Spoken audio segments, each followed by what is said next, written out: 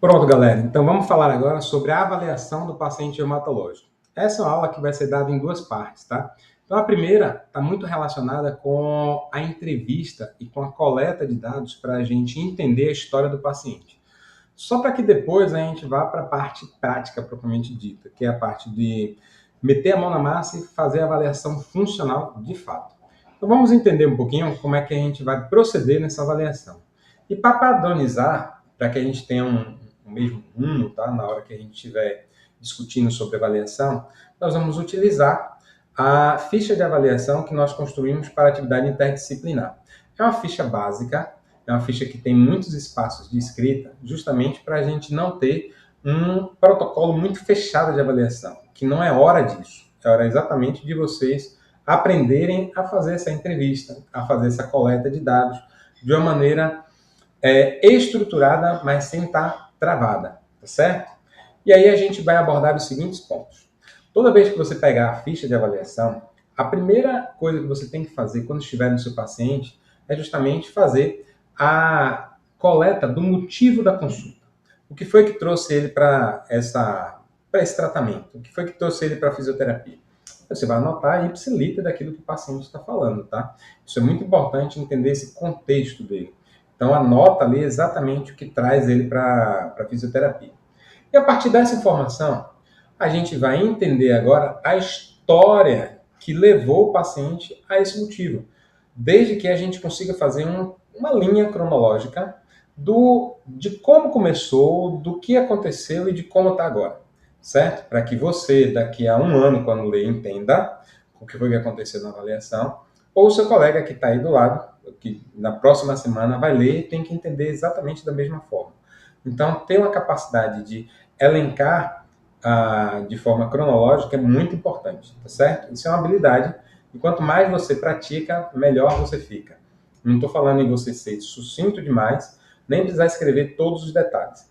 É escrever aquilo que de fato interessa para fazer sentido dentro de uma história do paciente. E quando a gente coleta a história, a gente já começa a entender que existe a queixa local, mas existe a avaliação global, que a gente precisa entender também.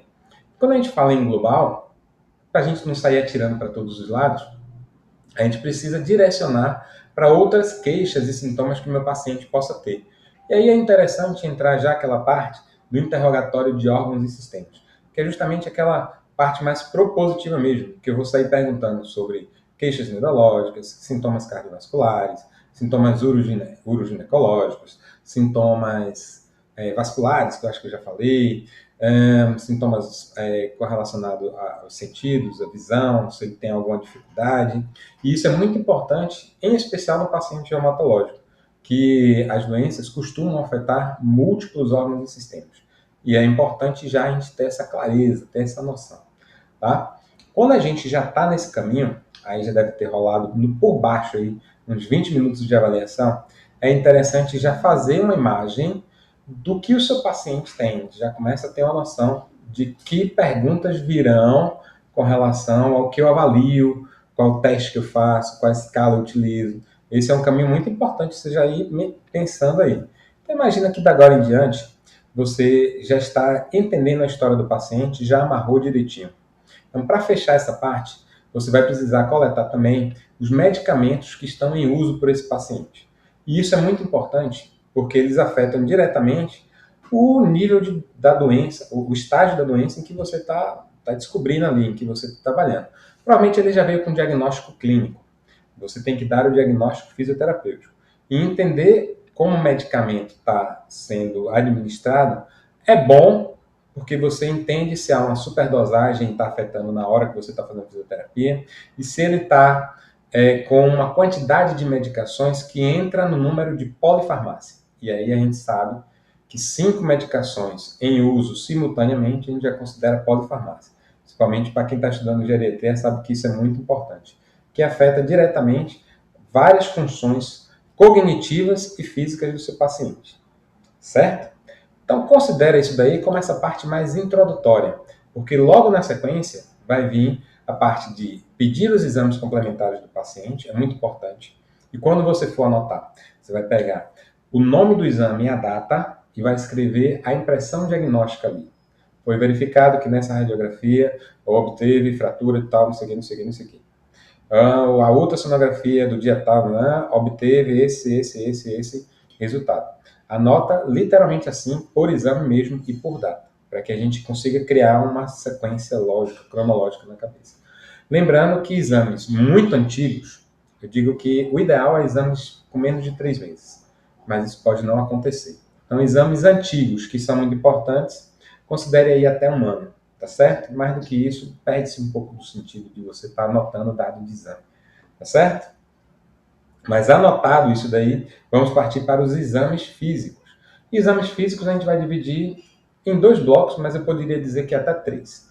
Por que 2 blocos? Porque a gente vai pegar aquela parte de observação e a parte mais qualitativa, onde a gente vai ter a inspeção, palpação do nosso paciente para tentar observar se a gente consegue, nesse primeiro momento aí, já sentir alguma textura do tecido diferente, alguma coloração diferente, algum edema que a gente não viu, alguma mancha. Então, essa parte de inspecionar a região e pedir para fazer o movimento que a gente vai fazer inspecionando é muito importante, porque já vai criando ideias na cabeça. Palpar também, então palpar o local, palpar a articulação, músculo, sentir a densidade do músculo, isso é muito importante. Mas essa é a parte qualitativa, que, óbvio, ajuda demais a gente, mas não gera dados da anotação, tá certo? Gera muito mais informações subjetivas, que precisam ser confirmadas. Com o quê? Basicamente com os testes. E aí a gente vai ter os testes que a gente vai poder aplicar, testes funcionais, testes ortopédicos, testes neurológicos, reflexo, por aí vai. Existe uma ampla quantidade de exames aí que podem ser aplicados. Eu acho que é um momento interessante agora eu parar e falar sobre um livro muito bacana, que é o livro de Avaliação Musculoesquelética de Magui. É um compêndio de mais de 1000 páginas, que a gente também conseguiu ele na versão PDF, que é extremamente detalhado, segmento por segmento. Imagina a gente falar disso aqui agora, segmento por segmento. Não dá. Mas ele casa como uma luva para o que a gente precisa, tá certo? Então considere que esse livro agora ele é chave para a avaliação musculoesquelética do nosso paciente hematológico. Eu com certeza vou pedir ele toda vez que você tiver com um paciente com problema de ombro, mão, joelho, quadril, eu vou perguntar: e aí, leu, não leu, olhou, entendeu ali mais ou menos o que é que você tem que fazer de exame físico? E é esse o caminho que a gente vai utilizar. E depois que a gente sair do exame físico, a gente já está no momento mais agora de entender a funcionalidade. E essa parte da funcionalidade a gente vai tratar na próxima aula. Tranquilo? Valeu, te espero lá.